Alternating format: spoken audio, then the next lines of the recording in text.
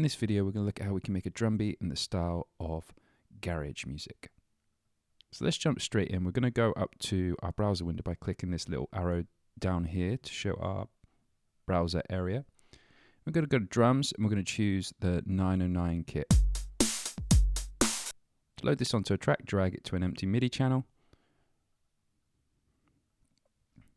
And then it's loaded. I will mention that you can use any sounds for this drum pattern. The reason why I'm choosing the 909 core kit is because these core kits are available in every version of Ableton Live. So if you're kind of new to Ableton and you're worried about what version of Ableton to get, whether you get the intro, light, standard, suite, you'll have access to all these core kits. But if you're a more advanced live user, you're more than welcome to create this pattern, but use your own samples and drum sounds from wherever you get them from. Okay, so we're going to go in and create an empty MIDI clip by double-clicking in a empty clip space. I'm going to expand the view by just clicking this up here so we can see all the drum sounds.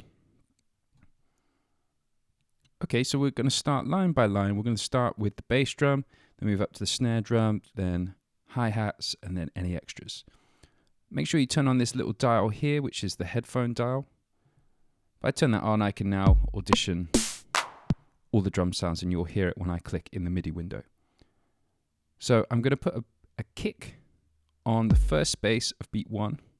So remember, in the MIDI sequencing window here, the grayed out area here is beat 1.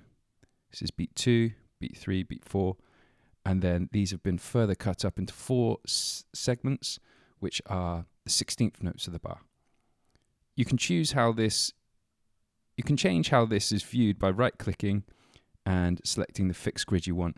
As a default, it comes to 1/16th note, which I'm on now. If you want to change it to 8th note or any other subdivision, this is where you do it. So we're going to put a kick drum on the first beat, and we're going to put on the third space of beat 3.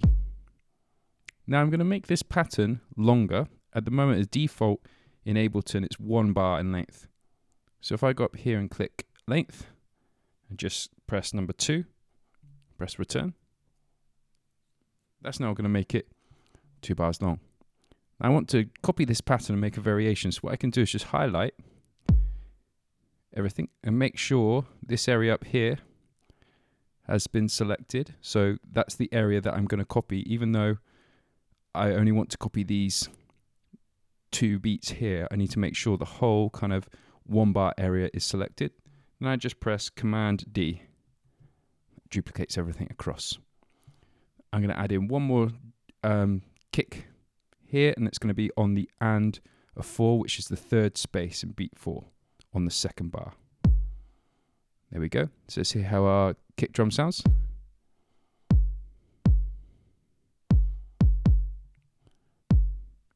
First thing you notice, it's too slow, so I'm going to go up to the speed here. Usually with this style of music, we want roughly around 127 is a good BPM. How I did that is clicked and just typed 127. That'd be a bit faster. So now we're going to look at a hand clap. We're going to put this on beats, well, the first space of beat 2. Then we're going to put it on the fourth space of beat 2 as well. Then we're going to put it on the first space of beat 4. Then move on to the second bar, same thing again. There we go. So let's hear how that sounds.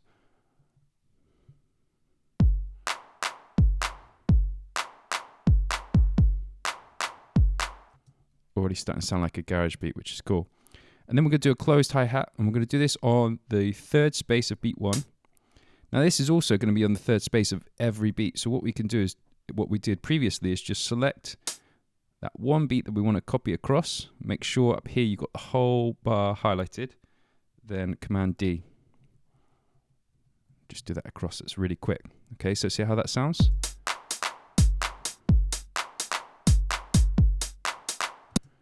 That's pretty much there. I'm just going to put in a crash just for good measure. Let's hear that.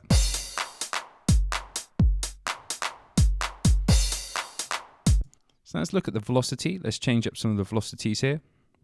You can go in and do this manually by clicking on these little nodes. moving them up and down. But what I'm going to do is I'm going to click in here and press Command A, which highlights them all. And then I'm going to go down to Notes, make sure this tab is open. Then I'm going to go to velocity range. I'm going to put like -10. I'm also going to randomize it by about 5. Or let's go 10. Let's keep it even 10. Randomize. So what that does is either side of where that point is, where the velocity point is, it will move the velocity either plus or minus 10 points, okay? And it will randomize it across the page here. So let's hear how that sounds now.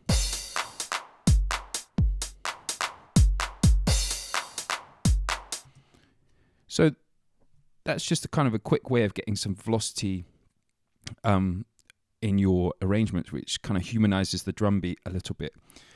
So this hi-hat goes a bit too high. So what I'm going to do is just click in here to deselect all of them. And go in, I'm just going to bring that one down and then bring the kick drum down a little bit just to match the other ones.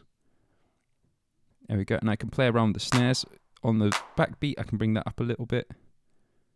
This one too. This one too. So you can make fine adjustments afterwards. So let's hear how that sounds.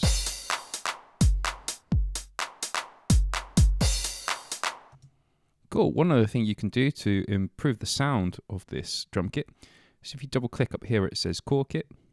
It'll take you to the instrument here. Now, Ableton's Core Kits has lots of built-in plugins within a rack, which is really kind of handy just to kind of quickly adjust things. So if we click on the individual drum here, we have an option to the right-hand side. Here we have the decay. We can shorten that a little bit, so we have a kind of a shorter kick drum.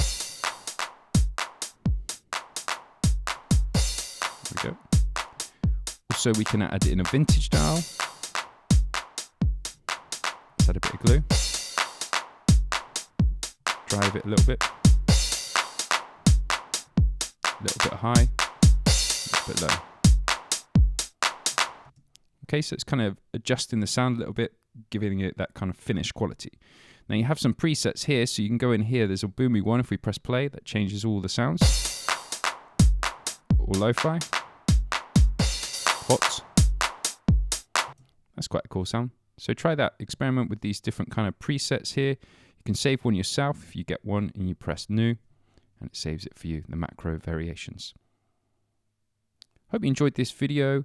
Don't forget to like and subscribe if you want to see more of these videos, and make sure you turn on that alert. We'll be updating and releasing a lot more of these quick classic beats in different genres. So please make sure you stay tuned, and I hope to see you soon.